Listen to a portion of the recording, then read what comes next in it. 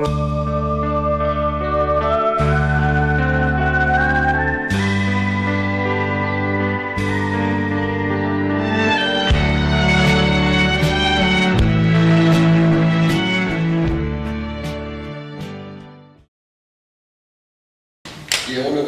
연중제 32주이자 56번째를 맞이하는 평신도 주일입니다. 우리 평신도는 예수님께서 선택하신 백성들 중에 성직자와 수도를 제외한 모든 신앙인들입니다. 평신도로 살아간다는 것은 하느님의 자녀답게 살아간다는 것이며, 하느님 사랑을 이웃과 사회에 선포하면서 세상 속에서 빛과 소금의 역할을 다하여 하느님의 축복을 누리며 살아가는 것입니다.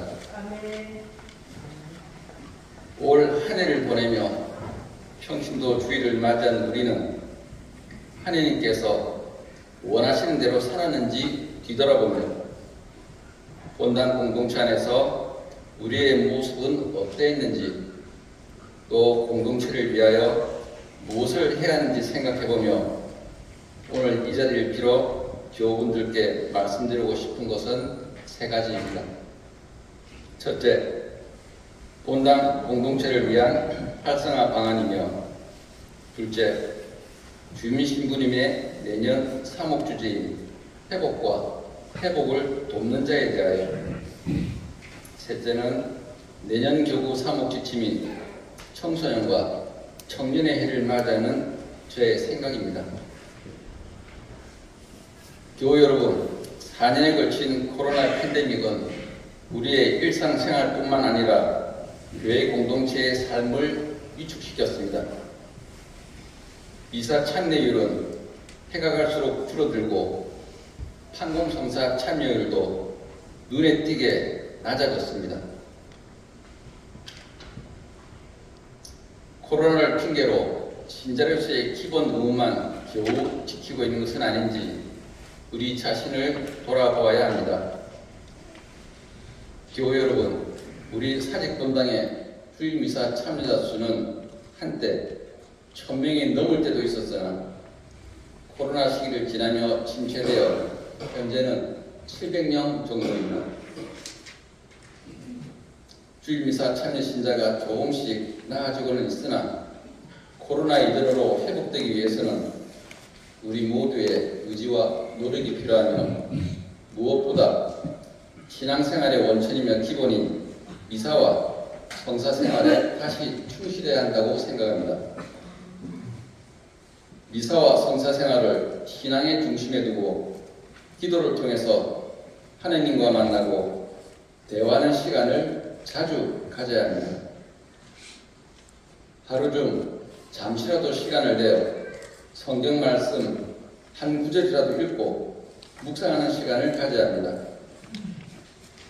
최소한 주일 미사에는 빠지지 말고 참여하여 세속 안에서 살아가는데 필요한 은총과 영적인 힘을 얻어야 합니다.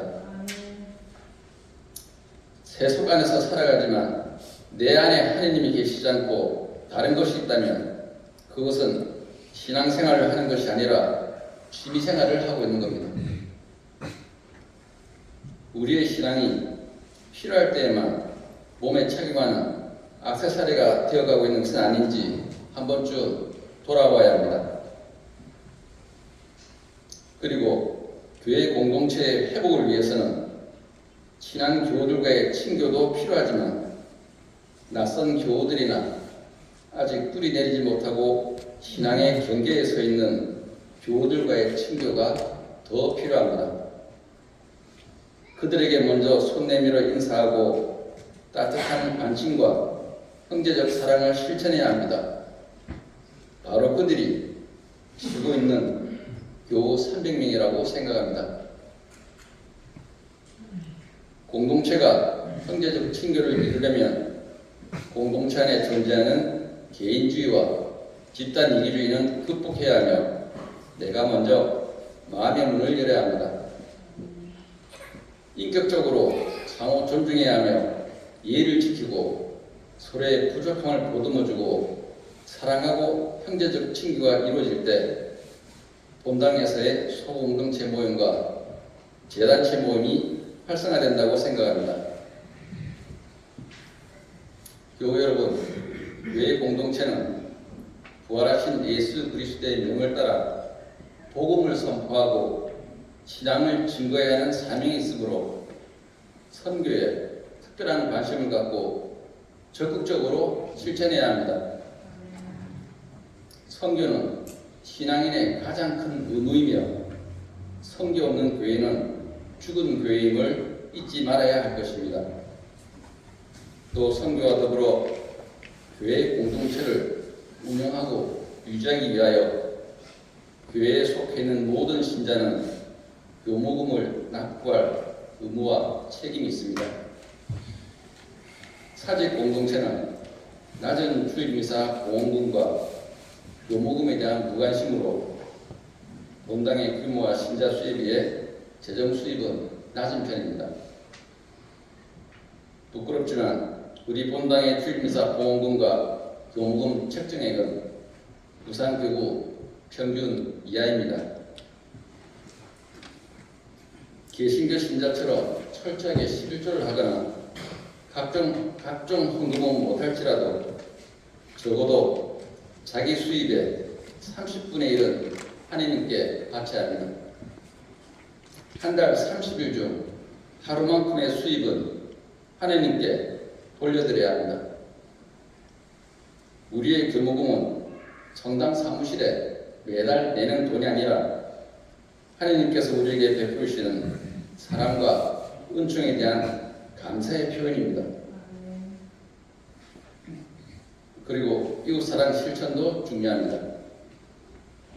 우리가 사는 지역에 가난하고 소외된 이에게도 더 큰 관심을 보이고 참여와 봉사로 적극적인 사랑 나눔으로 이웃에 대한 하나님 사랑을 실천해야 합니다.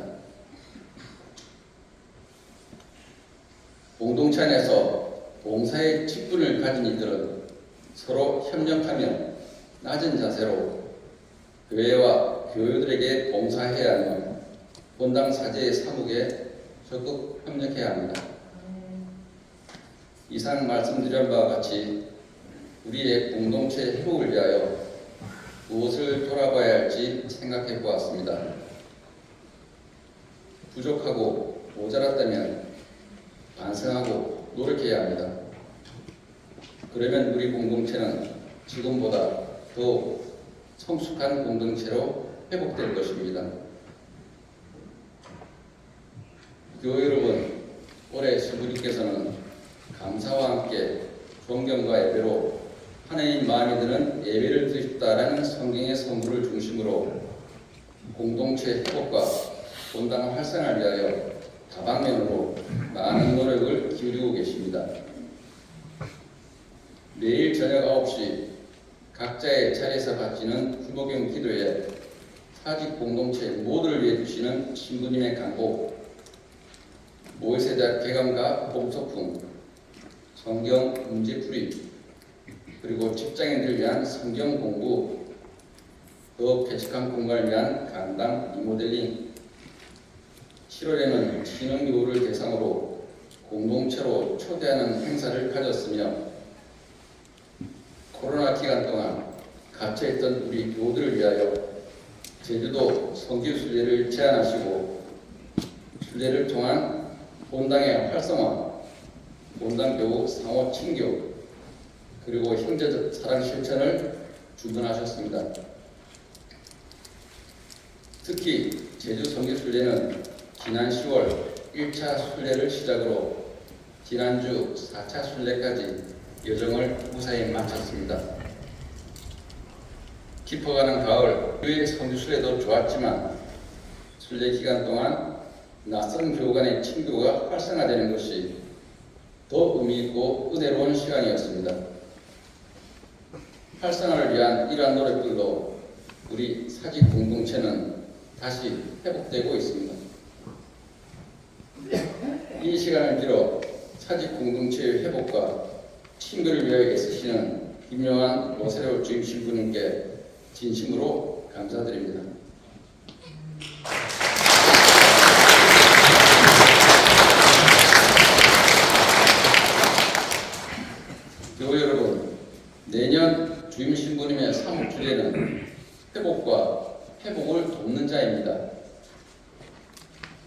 우리는 올해를 살아오며 하나님께서 주신 은총으로 회복되어야 하며 나아가 우리 모두는 회복을 돕는 자가 되어야 합니다.